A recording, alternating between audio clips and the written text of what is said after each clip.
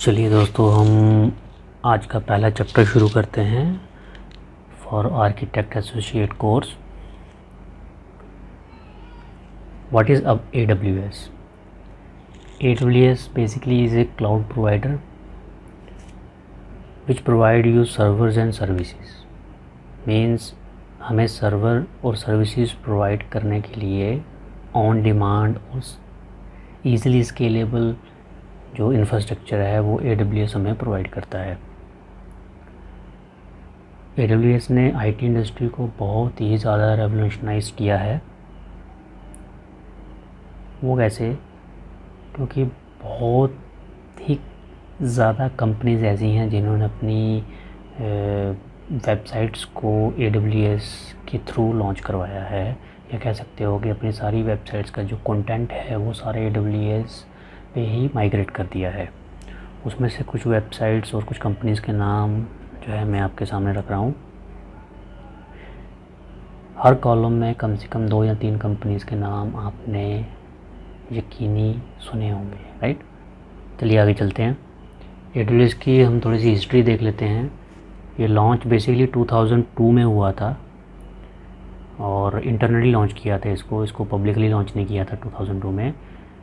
और 2003 में इनके कुछ डिज़ाइनर्स के दिमाग में एक आइडिया है कि हमारे पास इंफ्रास्ट्रक्चर तो इतना अच्छा है क्यों ना इसको हम एक्सटर्नल मार्केट पे लॉन्च करें। तो 2004 में जाके इन्होंने इसको लॉन्च किया publicly with service SQS। Then 2006 में S3 और EC2 सर्विसेज को भी एडिट किया गया इसमें। 2012 में इन्होंने अपनी फर्स्ट एनुअल कॉन्फ्रेंस की जो कि लॉस वेगस में हुई थी, और स्टेज के ऊपर नेटफ्लिक्स के CEO ने कहा था कि वो अपना 100% जो वीडियो का कंटेंट है वो माइग्रेट कर रहे हैं AWS पे।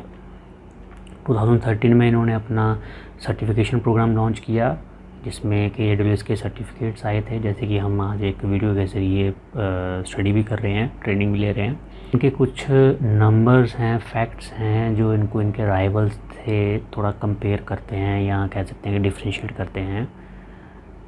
गार्टनर की 2021 की एक रिपोर्ट आई थी जिसमें आप देख सकते हैं कि Amazon web services top right corner में सबसे टॉप पे है।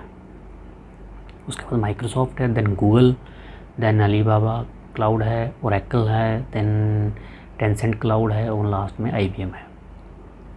2021 में इनका जो एनुअल रेवेन्यू था वो $62 बिलियन था, और मार्केट की जो कैप्चरिंग है वो AWS की सबसे ज़्यादा है। दैट इज़ इन 2022 की बात कर रहा हूँ, 33% AWS की है और 21% जो है दूसरे नंबर पे माइक्रोसॉफ्ट है। और ये 11th कॉन्जिक्यूटिव ईयर से लीडर्स रहे हैं क्लाउड मार्केट के, और इनके 1 मिलियन से अबव जो है एक्टिव यूज़र्स हैं राइट नाउ। बट हम AWS यूज़ क्यों करेंगे? सबसे पहले तो ये एप्लीकेशन बनाने के लिए सबसे बढ़िया प्लेटफॉर्म है। स्केलेबल एंड अच्छी ऐप्स बनाने के लिए बहुत बढ़िया प्लेटफॉर्म है, क्योंकि बहुत सारी ऐसी इंडस्ट्रीज़ हैं जो अलग अलग तरह की एप्लीकेशन यूज़ करती हैं, और उनको एक ही जगह पे जब एप्लीकेशंस मिल जाती हैं तो वो उनके लिए परफेक्ट सॉल्यूशन रहता है। अब जैसे हमारे पास नेटफ्लिक्स है या 21st सेंचुरी फॉक्स है, एक्टिविजन है, गेमिंग प्लेटफॉर्म है, मैकडोनल्ड है, उनके CRM सॉफ्टवेयर्स हैं। इसके अलावा बहुत सारी IT कंपनीज़ हैं, उनको बैकअप के लिए, स्टोरेज के लिए, बिग डेटा एनालिसिस करने के लिए, या एंटरप्राइज IT स्ट्रक्चर बनाने के लिए, बैकएंड स्ट्रक्चर बनाने के लिए वो AWS की सर्विसेज को यूज़ कर सकते हैं। वेब होस्ट करवाना है अगर किसी कंपनी को, मोबाइल्स के लिए फ्रंट एंड या बैक एंड की ऐप्स बनवानी है, any kind of social apps you can design, right. तो आपको एक प्लेटफॉर्म जो है AWS का बहुत अच्छे से मिलता है, राइट। और गेमिंग के लिए ऐसे सर्वर्स वगैरह डिज़ाइन करने हैं, राइट। यूज़र से कनेक्टिविटी है, तो AWS का इंफ्रास्ट्रक्चर ही बहुत स्ट्रॉन्ग है। पर इनका इंफ्रास्ट्रक्चर इतना स्ट्रॉन्ग कैसे है? Because they have the global infrastructure. And what is global infrastructure? Like they have AWS regions, they have AWS availability zones, they have data centers so many, they have edge locations and point of presence। ये हम सारे एक एक करके discuss करेंगे आगे। चलिए आगे चलते हैं। पहले देखते हैं कि रीजन्स क्या हैं। तो रीजन्स बेसिकली लोकेशंस हैं जो पूरे वर्ल्ड में इन्होंने एस्टेब्लिश करके रखी हुई हैं। तो पर्टिकुलर प्लेस या लोकेशन को ये रीजन बोलते हैं और रीजन को एक कोड नेम दिया गया है। और इसकी आप शीट देख सकते हैं राइट साइड पे। तो ये सब यूएस के रीजन्स हो गए। फिर उसके बाद अफ्रीका का रीजन है, एशिया पैसिफिक के रीजन्स हैं जिसमें मुंबई सेकंड नंबर पे देखिए, Asia Pacific Mumbai, AP south 1। तो AP south 1, AP north east 2, these are the code name that is given by AWS to all these specific regions. और region के अंदर बेसिकली डेटा सेंटर्स के clusters होते हैं और ये सारी AWS की जो सर्विसेज मिलेंगी आपको ये रीजन स्कोप होती हैं, यानी कि पर्टिकुलर रीजन की सर्विस जो है वो उसी रीजन में रन करती है, राइट। तो ये कुछ नॉर्थ अमेरिका के रीजन्स हैं, then this are the south America region, Europe, middle east, Africa के कंबाइंड रीजन दिखाई दे रहे हैं आपको। और ये एशिया पैसिफिक है, इसमें हमारे ये मुंबई रीजन जो 2016 में लॉन्च हुआ था, ये हमारे नॉर्थ अमेरिका के रीजन है। तो AWS रीजन हम चूज़ कैसे करते हैं, राइट। तो मान लीजिए आपको एक एप्लीकेशन लॉन्च करनी है तो आप उसे कहाँ लॉन्च करेंगे, तो आप AWS का कौन से रीजन में लॉन्च करेंगे, यानी कि आप इसको क्या अमेरिका में लॉन्च करेंगे या अफ्रीका के डेटा सेंटर में लॉन्च करेंगे, किसी यूरोप के डेटा सेंटर में, किसी ऑस्ट्रेलियन डेटा सेंटर में लॉन्च करेंगे। तो ये डिपेंड किस पे रहता है कि हमारे पास कुछ फैक्टर्स हैं। कंप्लाइंस, पहला है कंप्लाइंस। उस कंट्री की, उस रीजन की जो गवर्नमेंट है उसने कुछ कंप्लाइंस, कुछ लीगल रिक्वायरमेंट रखी होती हैं।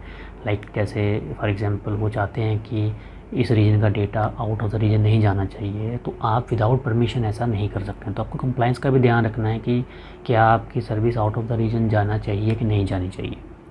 सेकंड है प्रॉक्सिमिटी टू कस्टमर, यानी कि कस्टमर के आप कितने पास हैं। अगर आपके सारे कस्टमर इंडिया में हैं और आपने सर्वर जो है वो US रीजन पे बनाए हुए हैं तो इंडियन कस्टमर्स को तो वहाँ दिक्कत आएगी। तो इसलिए आपको लेटेंसी कम से कम रखनी है, उसके अकॉर्डिंग ही अपना रीजन क्या है आपको चूज़ करना है। देन अवेलेबल सर्विस, बिकॉज हर रीजन में हर सर्विस अवेलेबल नहीं है, कुछ नई सर्विस ऐसी हैं जो इंडियन रीजन में नहीं मिलेंगी आपको, तो उसके अकॉर्डिंग भी आपको देखना है कि कौन से रीजन में कौन सी सर्विस अवेलेबल है, उसके अकॉर्डिंग रीजन को चूज़ कीजिए। लास्ट प्राइसिंग है, प्राइसिंग भी वेरी करती है region to region. Indian data centres में प्राइस का डिफरेंस हो सकता है एज़ कम्पेयर टू US और European data centres, right. Next region के बाद आता है अवेलेबिलिटी जोन। तो what is availability zone? Availability zone basically हर रीजन में बनाए गए हैं। तो मान लीजिए इंडियन रीजन है तो वहाँ पर 2 से 3 अवेलेबिलिटी जोन मिलेंगे और ये मैक्सिमम 6 तक हो सकते हैं, बट मिनिमम 3 आपको अवेलेबिलिटी जोन मिलेंगे। तो फॉर एग्जांपल हम लेते हैं कि हमारे पास एक सिडनी का एक रीजन है जो कि AP साउथ ईस्ट 2 के नाम से है और वहाँ पर हमारे पास 3 अवेलेबिलिटी जोन है, south east 2A, south east 2B and south east 2C। अब इन साउथ ईस्ट A, B और C अवेलेबिलिटी जोन के अंदर क्या है, इनके अंदर डेटा सेंटर्स हैं। तो डेटा सेंटर जो है वो एक या एक से ज़्यादा डेटा सेंटर होते हैं, मिनिमम 2 डेटा सेंटर आपको मिलेंगे। तो उन डेटा सेंटर्स को आपस में इंटरकनेक्टेड किया होता है और रिडंडेंट पावर दी होती है, नेटवर्किंग, कनेक्टिविटी सब कुछ रखा होता है।